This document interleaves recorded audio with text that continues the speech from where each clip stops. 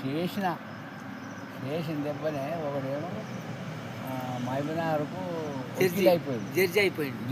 ఒకడు జడ్జి అయింది, ఒకడు వకీల్ అయింది. వాళ్ళని ఎట్లా గుర్తుపడతావు కనుక టాపులో మాట్లాడేటోళ్ళని వాడికి మీకు గాడి టాపులో మాట్లాడేటోడు మీ గాడి చూడని చెప్పిండు పంతులు.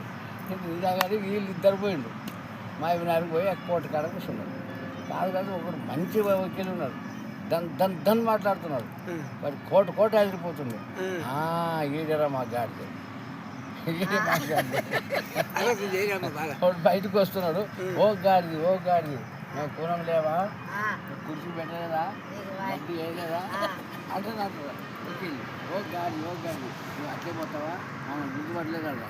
అది ఏమనుకున్నాడు, ఎందుకు అన్నాడు. ఇది అవును ఏదో ఉంది అనుకొని నేను గాడిని అంటే గాడిది నీకు ఇల్లున్నది.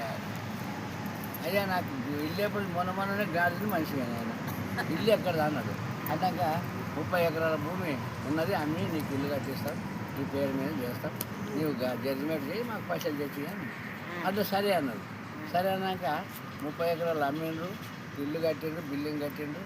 దానికి వాసు చేయడానికి ఇక మళ్ళీ ఈ గార్డెన్ చేసిన పంతులు దొరకరావు కదా, ఆ పంతులు దొరకడానికి పోయింది.